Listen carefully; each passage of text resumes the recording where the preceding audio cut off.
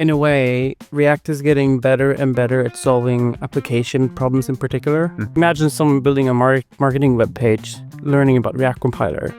Can feel frustrated. Isn't React supposed to solve this on its own? What's really fascinating is that if you're using things like Astro, it seems like that's where people are having a lot more fun. A serializable format for synchronizing React, where rendering happens on two different machines. There's this catch cry to read the documentation. I think we need to go a step lower, like read the error message. We have this thing called the EFBS, editing frames per second. Yeah, and we were expecting around like a 10% increase, but we saw over 20. If your application is correct and follows the rules of React, but you don't have a single use memo, use callback, or React memo in your code base, then you should definitely try it. Hello, Internet. Welcome back to the Code and Content Podcast, the podcast for conversations at the intersection of code and content. Are you still writing apps in React in 2025? That's okay. Heaps of people are. It's still the 800-pound gorilla when it comes to front-end development. But it is a really interesting time to stop and think about React because it spent the last few years on this odyssey of developing quite strong opinions about things like data fetching and application development. And now that the dust has sort of settled on that, we have React 19, Next.js 15 is pretty stable. We can now sort of look at what has that cost and what does the future look like? What can React take on next? And I can ask these questions of myself or I could ask you, but if I've got React questions, I ask one person, and that's Cody Olsen here at Sanity. He is like an LLM in human form. I know that I can ask him any question, React performance, compiler, application development, and he will respond with paragraphs of context that really do answer every one of my questions and brings a lot of clarity to some pretty complicated topics because React isn't getting any simpler. So enjoy this conversation. I know I certainly did, and I always learn a lot when I get the time to sit with Cody, and we could talk for hours on these things, and we really scratched the surface on a lot of topics. But as always, make sure you like and subscribe to this podcast. If you're watching on YouTube, if you're listening on your podcast player, that'd be really great. But enjoy this conversation. Is there anything we didn't cover? Let me know in the comments. Let me know on Twitter, and we'll go from there. Enjoy. All right, I've got Cody with us today, who's one of our absolute most cracked engineers that we have on the team. And I want to talk to you all about all things React, because if I've got React questions, I bring them to you. And is that a sentiment shared across the team? You probably get a lot of React questions. I do, yeah. Okay. I do. Because at a fine-grained level, I think that you understand like the things like React compiler, React rendering, like just everything about React performance. I guess you've touched a lot of those things throughout all of our React applications. That is where there's a lot of potential that can be reaped.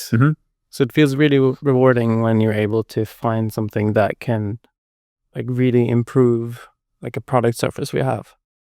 But it's interesting how things are shifting on the React world because in a way, React is getting better and better at solving application problems in particular.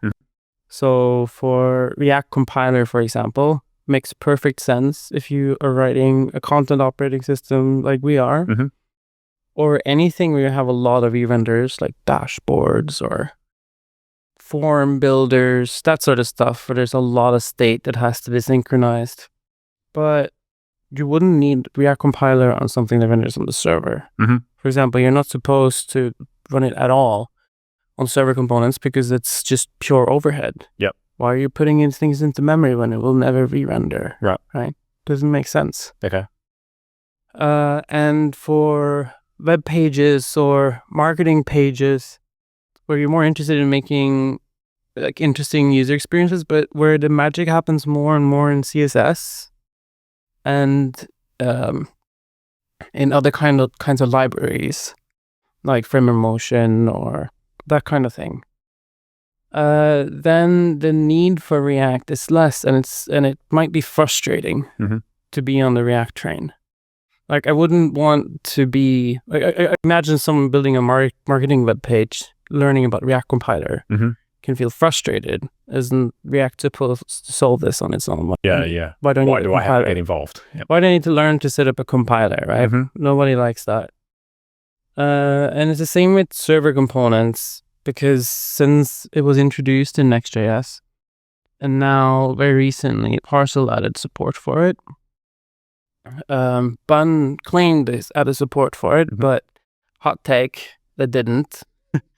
It's not actually server components. And Evan, you from the Vue scene of all people, called out the bun, Jared somewhere on this. Slide into some web dev drama. Mr. Vue called out Mr. Bun on what React server components are. That was quite a moment. But in any case, like the kind of problems that server components solve, and the way it was introduced is a lot like hooks, in that they were introduced to solve things on a lower level, and tooling has to catch up. Yeah.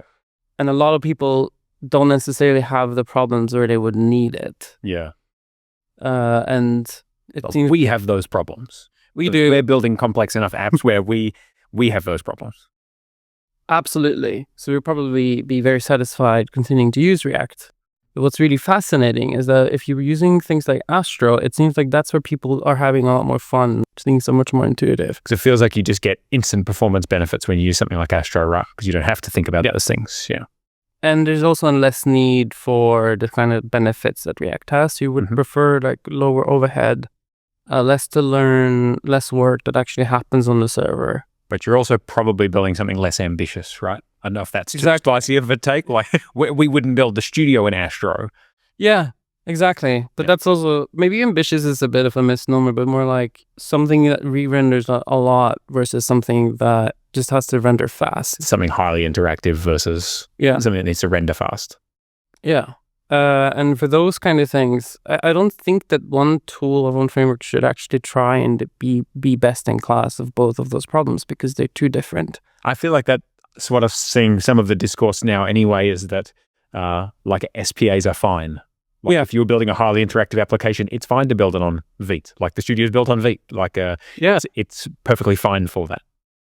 So I would expect 2025 to have a shift where more and more people are going to move away from React and be quite happy with it. Moving into Astro, maybe they will use the Astro React layer to begin with, but then move over to other things that actually suit them better. Maybe those apps might not have been like beneficial as React apps anyway, right? Exactly. So it's frustrating for them to use React. But React's still a great fit for something like Sanity Studio. It's, and so for a great fit.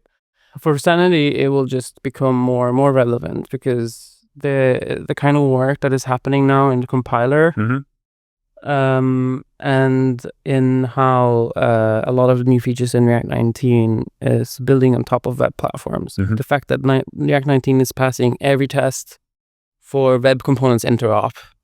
So it's very easy to use things like video elements, or I think the discourse on web components has been soured as well. I thought, but it's for the same reason, because it's like trying to you have a hammer and now everything is a nail. Like web components are awesome if you're building things like a video player that has to work on anything, but it's pretty terrible if you want to render some something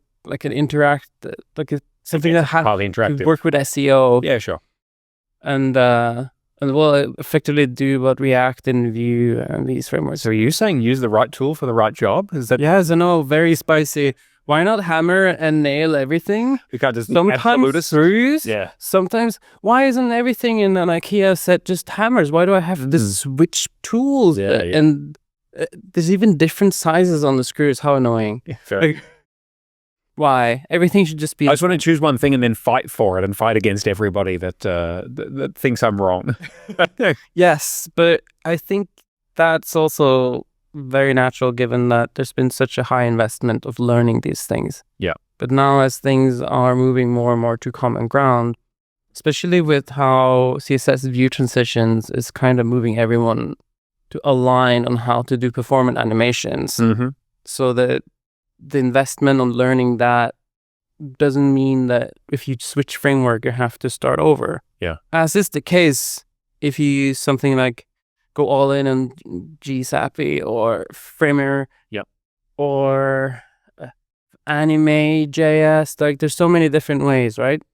And a lot of them, like React Spring, for example, they're tied to different specific framework. But with Vue transitions and web components and things moving more and more into the web platform, it will matter less what kind of language you use. So there's going to be more room for nuance and actually picking the best tool for the job, rather than sunk cost fallacy because you spent years learning this thing and you don't want to stop using it. Yeah. Because that's my relationship with ESLint right now. I don't want to touch version 9 at all. I'm so done. I upgraded to V8. I looked at the changes of V9 and all of it feels like a lot of work, and I don't feel like it's giving me anything but the same thing, but different. But in a different configuration file? Yeah. I don't want to go around me. Yeah. Just the fact that you run it, you read the guide, and you run it, and then it says, "Oh, ESLint ignore is no longer supported," but you Command F and search for that in that fucking guide. Sorry, excuse the lingo. There's not even a mention of it. Mm-hmm. Like things like that.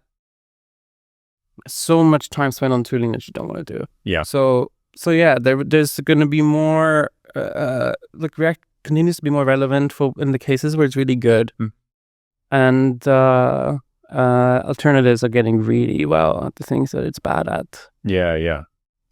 So a lot of movement on Astro and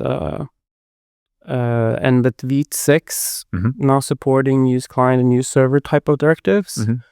The frameworks like Svelte, TanStack, Start will be able to do interesting things like Next.js as well. Because that's the thing about server components. They're really, really good for like the problems they're designed to solve.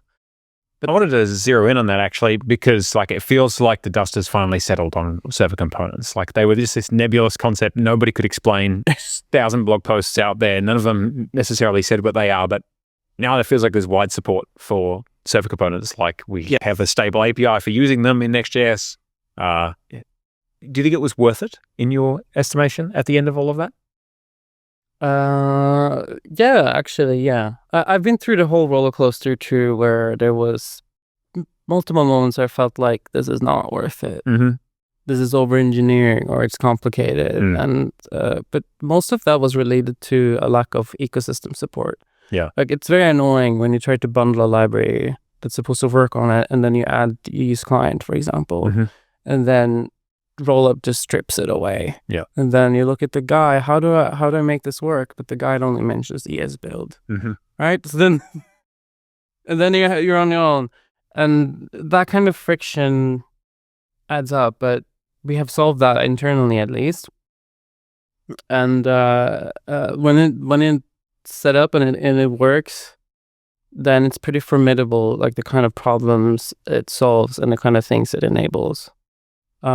Just the fact that it's able to serialize where to load not just client components but client functions in like a serializable format is something that we could even use ourselves. Imagine if you could publish a server-side schema, and then when you consume it, we have cached a payload of React components that are statically rendered, but they could contain references. So if you want to render something like a custom input component somewhere else and reuse that code, we could give you little ESM references that would load them on demand. Right. So there could be a benefit to server components even in an SPA like the Studio. Yes, because it's a serializable format for synchronizing React where rendering happens on 2 different machines or more. That's like a nice distilled explanation of what they are. Did anybody ever write that down? I don't know. Well, actually, I think Dan talked about it. He mentioned like the fact that it's rendering happening on 2 machines and then synchronizing it. Okay. And that's also what server functions are. It's like a way of letting the other machine hook into and call like a compute function on the other side. I had heard some scuttlebutt at some point that those serialized payloads actually can end up getting quite large, particularly when, like, if you're just rendering a lot of content. Is that a concern, or is that something that has been raised? Because I haven't seen a lot of that, but it does worry me a bit that you're sort of just leaning on this very automatic magic. But if for some reason that payload could actually get bigger than if you had have just rendered it traditionally anyway.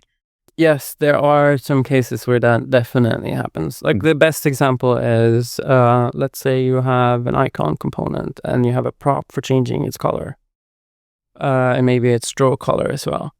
When you render this on the client, then the only data you need to send from the server is those 2 colors.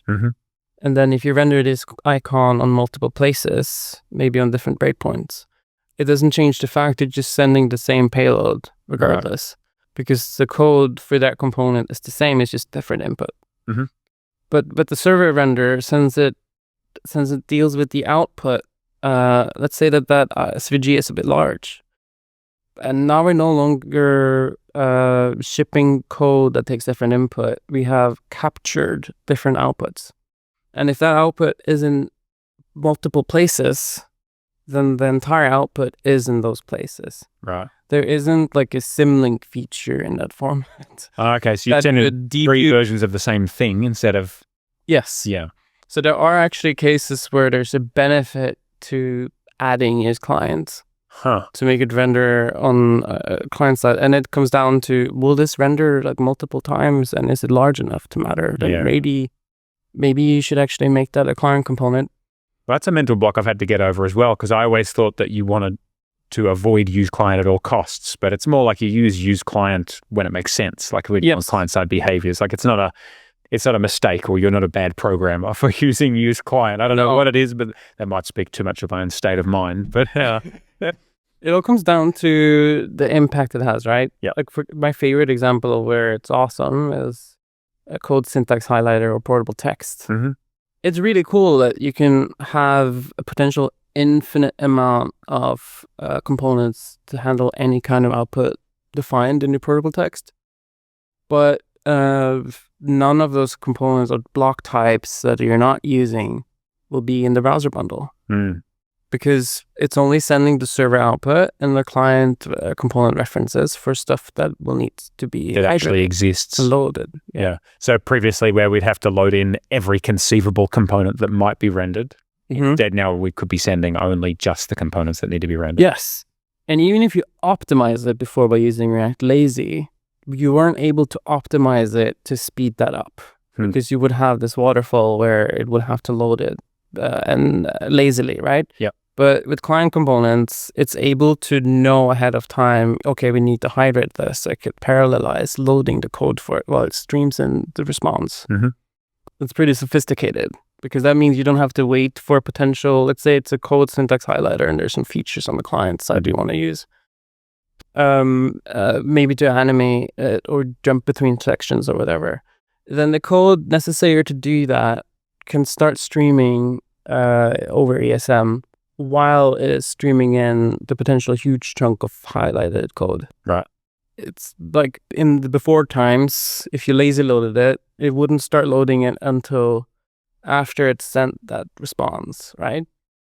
So where you would have to show fallback and nothing. Yeah. So, I mean, we're talking about like rendering portable text components, which means you're probably rendering some sort of content application. So what do you say then to someone who says, like, that all sounds great, that's all possible, but like that sounds so complicated? And I guess this is why we're seeing like a lot of people move to an Astro or something, because it's going to just remove the complexity from it. Like where it's possible to make, say, a Next.js 15 website like super fast, but that's going to require more hand holding. Like, but would you? Is that fair? Like the default state of just your average React component, Next.js application is slower without some optimization? If it's slower without optimization, like if I do about an average job, don't do anything other than the defaults, just like render huge portable text trees. Is that going to be slower necessarily? By default, it'll probably be faster because you have to opt into client components. Okay. Of course, there are some cases where it will be slower by default. Let's say you styled components because you're used to it, then it will be slower. Right. Because of CSS in JS, right? Yes. And the way that's handled, because it has to stream it in and it will interrupt the render in chunks. Okay. But I think the thing that is most frustrating, though, that where you'll be slowed down is when you have to deal with just ecosystem libraries that aren't optimized for it. Yeah. And that requires you to, for example, add use client. And then you kind of lose a lot of the benefits. Where you might as well have just used TanStack Start or React Router. So still waiting for the rest of the ecosystem to catch up. Is that still an issue, I suppose, in the React 19 transition and everything too? Yeah, it is. Although the biggest package is already ready, like Framer Motion version 11 as full support. But there's still a large chunks of those bigger packages that a lot of people use that will take longer to come over. Stuff that has to do with using AWS or UI libraries. They will definitely take time. And you're still like the most difficult thing with use server and use client is that TypeScript doesn't support having two environments at the same time in the same project. Right. So, for example, TypeScript can't help you if you use something that requires use client. So you might be able to use a VS Code plugin, like the official one for Next.js, that can help you on some things. But the problem is that most of them will be something that shows up in the terminal or an error pop-up, which is frustrating because it's really late in the feedback loop. Right. Like, oh, you use state, can't do that. Or you import a library and it's called create context. Create context doesn't exist. And you're like, if you're learning how to use React, that's really confusing. I've had this experience a few times working with server actions, and that in Next.js is sort of the cascading guidance of all those error messages that I set up a server action, but then I want to put in a use, put in a token or something. So I put use server in there, but a use server action can't be in line in a component. So I have to extract that to a different function somewhere else. And it's been a while since I've last did it, but yeah, just the error message keeps changing, and you keep extracting those things back out again. And it's the same with client functions. Let's say you have a form input and you want an on change in there, then you will be told you can't do that. Yes.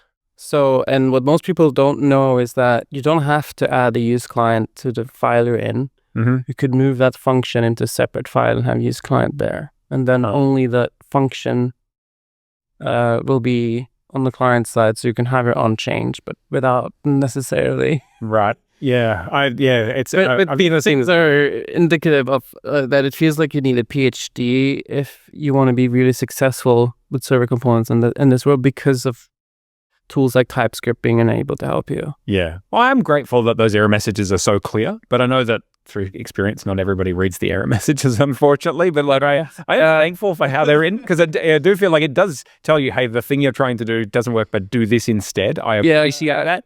But it doesn't work intuitively the way I think it's going to the first time. It's funny you should mention that, because my personal pet peeve is that it's frustrating to see how many reports that we get where people post a screenshot and it's like, I can't install this, there's something wrong, and it says you can use -- force or legacy depth to install it. Like, just read the 3 sentences down, and there's this catch cry.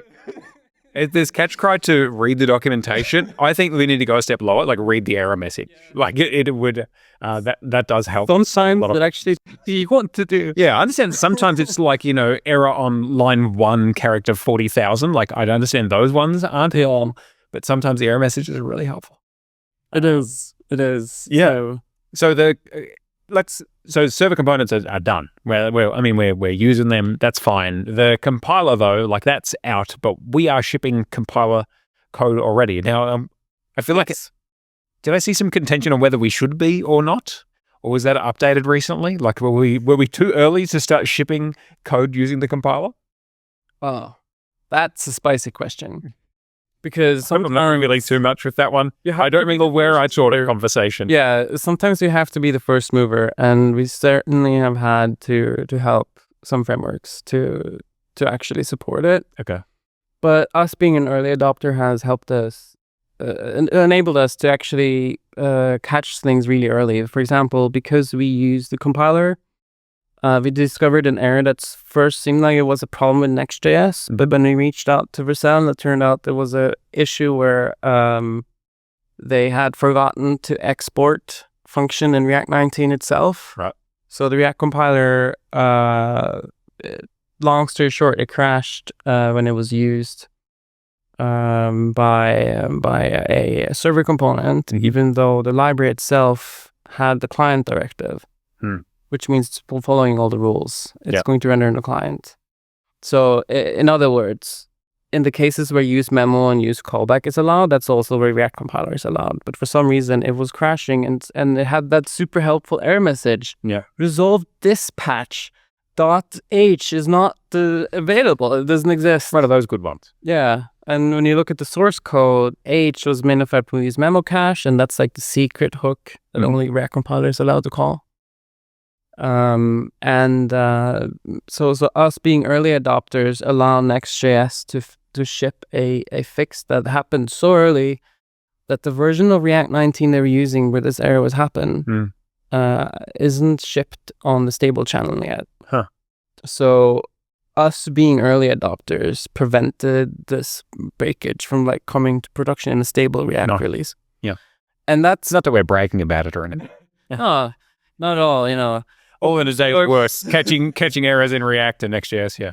Yeah, but the point is that someone has to be the first mover, and when we are equipped to do that and reap the benefits, it makes sense for us to do it. And although you could get pushback from, well, shouldn't we just wait until like all of this is resolved and everything is stable? And it's like, yeah, we could do that, but then our products would be slower until then. We would have to catch up and learn it later, and potentially discover that some use cases that affect us aren't solved yet. Yeah. And the only reason they're not solved is because we haven't given the feedback. Because there are features in React Compiler 2 where we're able to influence like things that we need support for. For example, the way we have renders in both portable text and with form input components, it leads to us using a specific pattern for sending down refs that the compiler doesn't support out of the box. Right. But being part of the working group allows us to like lobby for those kind of changes. And so this is giving feedback to the compiler working group on like, here's how we're using React, and we need the compiler to support our use cases. Exactly, because that's what the working group is for. So it's all about like getting the most out of it and being able to contribute back in the spirit of open source. And that makes a whole lot of sense for us. So there has been friction, yes, but all in all, it has been definitely worth it. And it's been made a noticeable difference in the studio, like, or is it which parts of the studio are you using the compiler in? Most of them. Most of them, right? And it's making like a noticeable difference.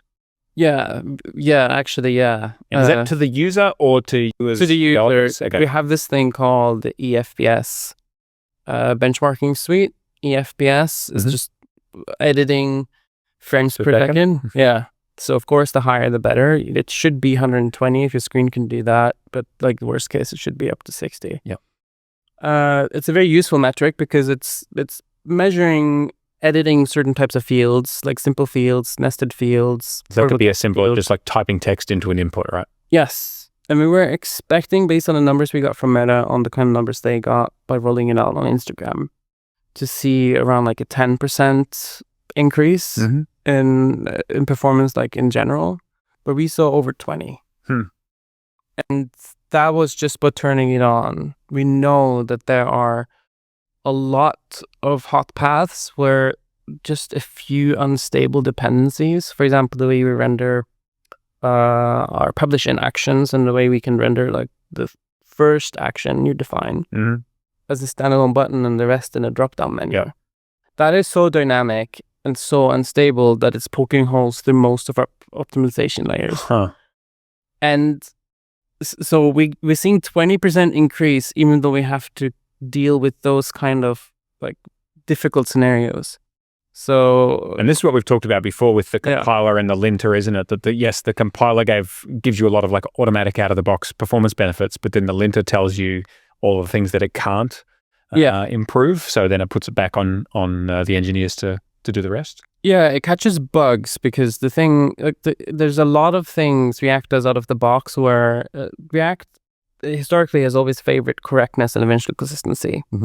So, for example, when you call a state updater in your own function, it doesn't re-render just your function. It also goes down the tree and renders all the child components. Yeah. Unless you put like React memo on them or some kind of optimization like that.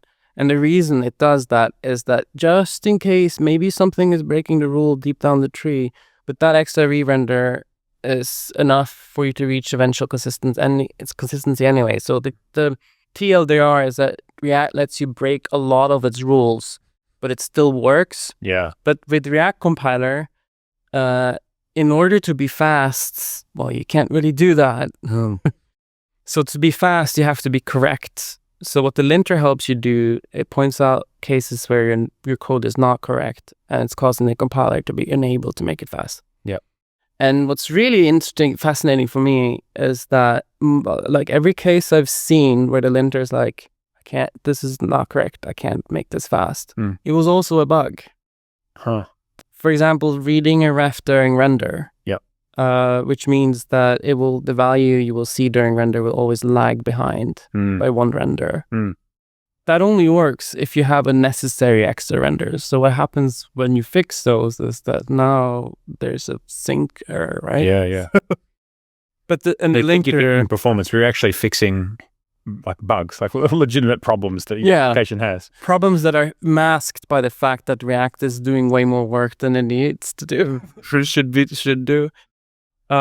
So that's also been fascinating. And down the line, there's also multiple initiatives for fixing like the most annoying things with React.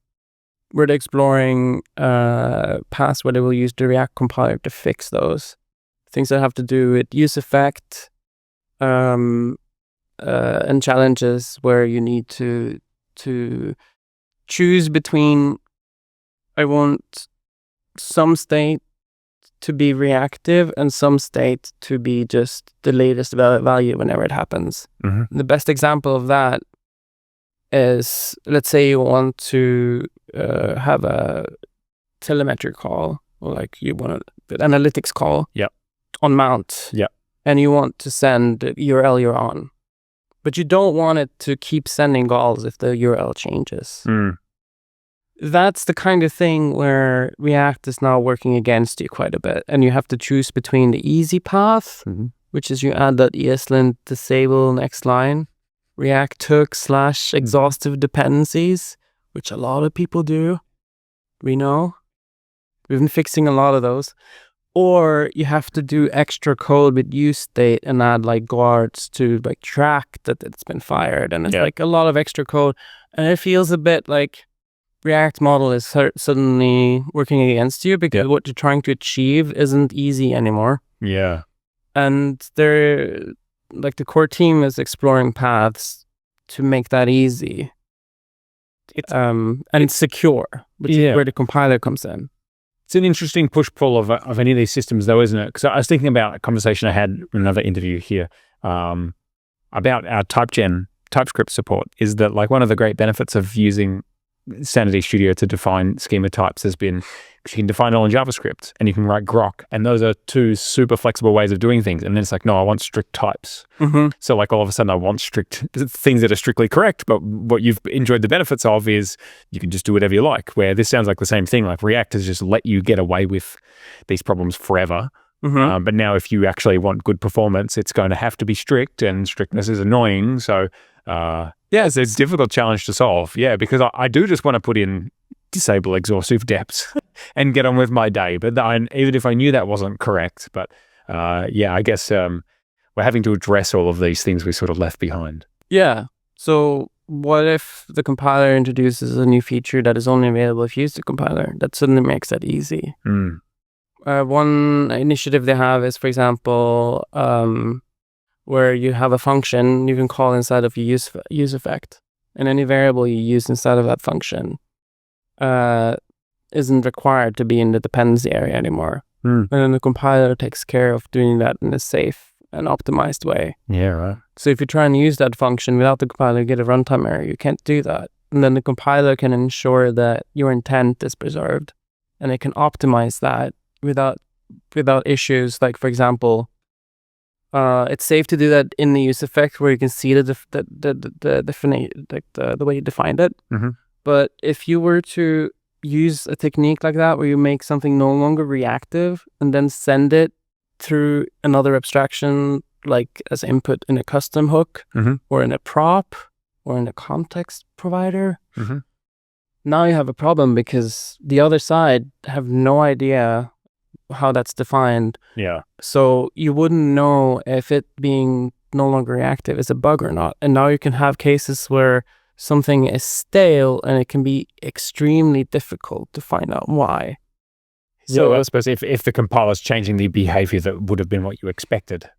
Yeah, or if you didn't need a compiler. So there's a hook only available in experimental React version called useEffect that does this, where you can create a function before you use effect. Anything you do in there, well, if you read a prop or a state, at the time this function is called, it's guaranteed to have a fresh value.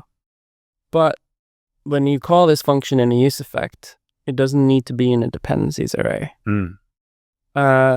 Here's the danger, that the stuff in there is no longer reactive, and that's fine when you co-locate them because you know what's not reactive. So if something doesn't work in the way you expect it to, like the URL tracking thing I mentioned earlier, let's say you also track a user ID and then there's a bug, the user ID doesn't update, and then you look at the code and you can see that, oh, because the user ID is only in the useEffect event, so I need to move it to the useEffect, and now it's reactive again.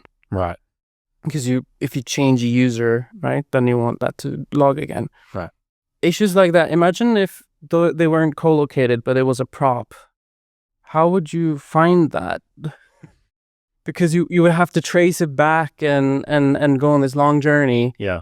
And you may never find out why it didn't change. So that's why a feature like this is something where a compiler can enforce those to be co-located or be done in a safe way.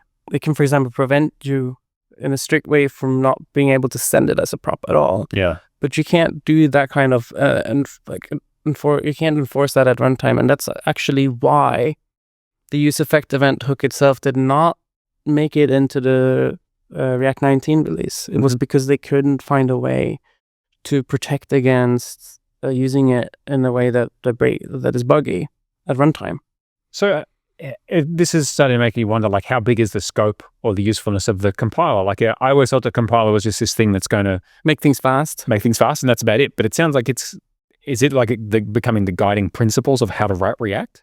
Does that make sense? Well, it probably, I think it will be, because it allows you to build features that aren't possible to do in a good way at runtime. And that's probably why, I'm guessing here, but why they renamed it from React Forget to React Compiler. Because compiler is more generic, so it's not a surprise that they add features to it. Yeah. But if it's just called Forget or like auto memorize, then it's a bit surprising if they suddenly it's required for a feature that isn't strictly performance related, but more of like a life cycle thing or. So is it becoming like something you should be paying, like your average React user should be paying attention to? I know that these are things that are concerns for like a studio development team because it's a huge, highly complex app. But if I'm just building Next.js websites, should I be concerned about the compiler, or should I be paying attention to that? Right, that depends. Do you hate writing use memo or use callback? I wanted a yes or no. All right. No, your answer. I would say yes. As the general answer, but there's cases where it's fine to say no. Okay. Because if you, for example, are just really sick and tired of writing use memo and use callback, then that alone can be a great reason for you to use it. Especially if you're in Next.js, because like I mentioned earlier, it knows when to run it or not. Like with server components or client components. And that alone is a pretty nice benefit. Like, speaking from my own experience, it's a lot faster when you can just do stuff inline and the compiler does all the memorization for you. So the only times you need to stop and think is usually when you write useEffect stuff. Okay.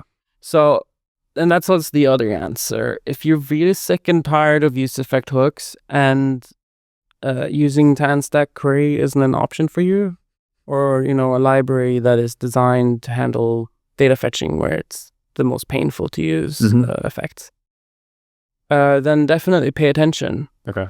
But in most cases, use the framework, use TanStack query, so you don't need to use useEffect. And then if you're annoyed with memorization or the app is slow to the point that it could be a problem, definitely worth doing. I feel like when you reach the point where you start to do performance profiles, or you're trying to figure out why your app is slow, that's the best time to look at the compiler. Right. But that's also... So you shouldn't have to start with the compiler. No. Okay.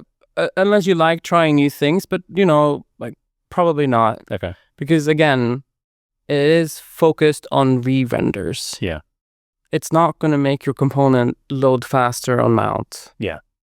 And if you're writing a Next.js application, that's where most of the work happens. Yeah. Or in the data fetching and those sorts of things. Yeah, that's where that performance is going to come from. Exactly, right? Or say preloading the next page, those sorts of things. Yeah. So in our case, the compiler came to the scene when we were already busy doing deep dives into perf. Yeah. So it was like a gift. So that's why we were so keen to jump on it. Yeah, we're not being questions we already had. Yeah. For me, it was like, oh, thank you. Like, this is such a great tool for what we would needed at the time. And I think that anyone else like is that has performance problems that aren't simply data fetching related. Yeah. Where you like in our own managed application, for example, the best impact of perf that has happened there was not enabling the compiler. It was starting to move data fetching out of use effect and into TAN stack query. Huh. And that's probably true for most of applications. So your performance wins really depend on the kind of performance problem you've got and where in the application it is. That makes sense. And so I really feel like most developers shouldn't care about re-render performance to this level unless it's a real problem, because the time you spend on that, it has such a low yield. It is over-engineering and like premature optimization. But at least the option's there, which is great. Like it's to have that. And it's powerful when you have a good need for it, right? So if you have this insane perf problem, there's a high chance it solves it. Right. And the reason why it has such a high chance is because most people forget to write use memo and use callback. And the secret about the compiler is that the less optimized your code is, the better it is at optimizing it. Because even though it's focused on speed and correctness, speed over eventual consistency, it's still focused on correctness. So if the compiler sees an existing use memo, for example, and then it runs its own optimization, it tries to compare and see if the optimization it does might change how often or how that this value will change. Because you can imagine, let's say you have some fragile use effect code and it has a dependency on this value, and it works fine because it changes a lot. Compiler, makes a change almost never. Now you suddenly have a bug because of your fragile code, and the bug is there because the code is faster and more efficient. So the compiler works really well on unoptimized code, but not bad code. So if you haven't, if you tried to optimize something and did a bad job, the compiler will have a harder time than if you had have left it alone. In other words, if your application is correct and follows the rules of React, but you don't have a single use memo, use callback, or React memo in your code base, then you should definitely try it. Yeah. Because you will potentially have like massive gains. Which, and I guess that makes sense because I've heard people go back and forward on use callback because some people like you have to put it on everything, and then other people, no, you don't put it on anything. So that's good either way. Look, we have to start wrapping up. I know you and I could talk forever, and I do my best to follow you through it all. Is there anything about React or its future that we perhaps missed or you're most excited about next? I am personally super excited for the work in view transitions. I've been testing the new view transition component they're working on that is also available in Next.js behind the flag. And that makes me very excited for the future of React. View transitions have made their way into other frameworks already, like in Astro, it's in TAN stack. I think I saw Remix/React Router just added support for it as well. And all you need to know about view transitions is that it's fast by default and GPU optimized by default. It's very, like, you can't screw it up. And it creates really smooth animations even on like lower powered devices. And having that being built into React feels like React is shifting focus to features that makes life easier. Because I started using React back when it was called 13 or 14. Okay. And back in the days, they used to ship this official package called React Transition Group. So the core team managed an actual animation library that was using CSS transitions. But then they stopped. It wasn't maintained, and it was left to the community. But now, with this being solved in the core of React, integrating with its other APIs, I'm really excited to see this like really improve applications and making them easier to animate and easier to make performant. Like just the fact that if you want to animate a list being reordered or things appearing, disappearing, or moving around with almost zero work is insane. And zero JavaScript, right? Like it doesn't, you're not offloading those to JavaScript calculated animations. Just the files are doing that. The only thing that JavaScript is doing here is just giving things like their own unique name and then telling CSS what to animate, and then CSS does. Yeah, it's no longer calculating those positions. No. That's cool. And keeps track of when to run the animation. That's it. So it's really lightweight. And it feels like we're finally done with server components. So just a multi-year detour over there. Well, yeah. Isn't it like 4 or 5 years? Because they started with Shopify. I feel like it's always been Hydrogen V1 was the first server component integration. And that wasn't that long after they introduced hooks. So it feels like, okay, now we're done with that. Now let's focus on back on the front end again. Yeah. Features that makes life easier. Awesome. All right. Cool. Well, thanks for joining me. Thanks for your time.